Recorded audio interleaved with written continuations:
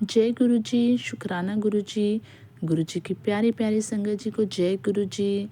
गुरु जी का सत्संग, गुरु जी की ब्लेसिंग। जैसा कि आप सब जानते हो संगत जी कि जिनका हाथ गुरु जी थाम लेते हैं, गुरु जी उनके साथ कभी भी कुछ गलत नहीं होने देते, हर वक्त उनके साथ रहते हैं, सुख में दुख में।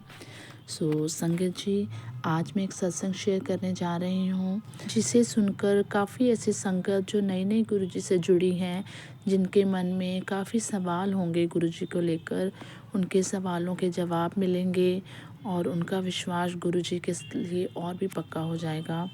संगत जी, ये सत्संग है राखी के दिन का। मैं बाय प्रोफेशन टीचर हूँ और एक दिन की छुट्टी थी, तो मैंने सोचा कि एक दिन के लिए अप डाउन करके जाऊँगी और अपने भाई को राखी बांध के आ जाऊँगी। मैं और मेरी दीदी, जो कि वो भी अमृतसर से हैं, तो हम दोनों ने ये प्लान किया कि एक दिन में जाएंगे, सुबह जाके शाम को वापस आ जाएंगे। और मेरे मायके पठानकोट हैं, तो हम बाय ट्रेन सुबह गए और शाम को थोड़ा लेट हो गए। हमारी 5 बजे की ट्रेन थी पठानकोट से, पठानकोट टू अमृतसर। और वहाँ पे इतना ज़्यादा रश था कि पॉसिबल नहीं था वहाँ पे कि अगर हम टिकट बाय करते तो ट्रेन में सीट मिलना पॉसिबल नहीं था। तो हम दोनों ने प्लान किया, दीदी ने बोला कि तुम ट्रेन में चेक करो, सीट लो और तब तक मैं टिकट लेके आ जाऊँगी। तो ऐसा ही मैंने किया, बट बाय मिस्टेक क्या हुआ, दीदी का पर्स मैं अपने साथ लेके आ गई, बिकॉज रश काफ़ी था तो थोड़ा चोरी का डर रहता है। तो दीदी ने बोला पर्स तुम ले जाओ।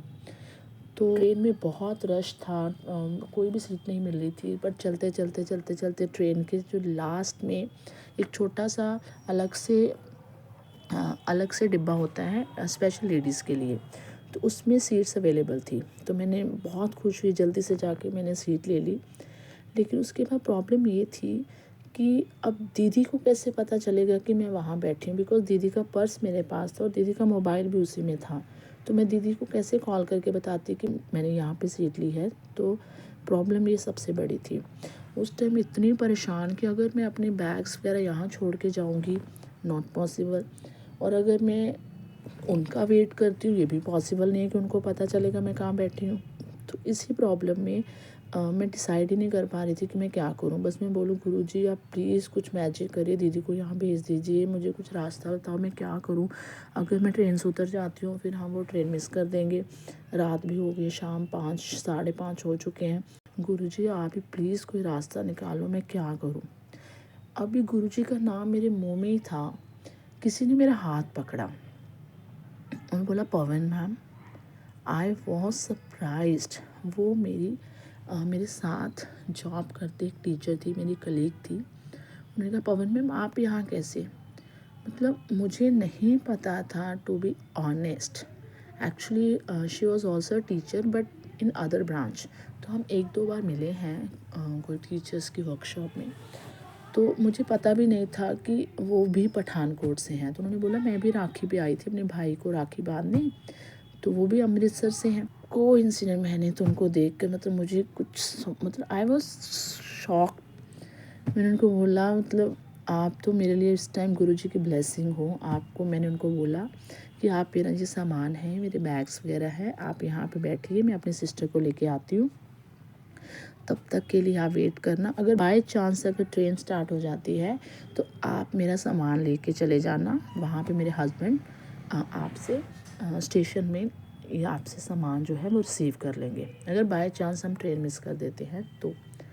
बट जैसे मैं भाग के दीदी के पास गई, दीदी ऑलमोस्ट मतलब हमारी टर्न आने वाली थी, दीदी ने जल्दी से टिकट ली, हम भाग के वापस वहाँ पे आए और हम बड़े आराम से हमने सीट ली हुई थी, बड़े आराम से अपनी सीट पे बैठे। पूरा मतलब इतना रश में सीट मिलना इम्पॉसिबल था।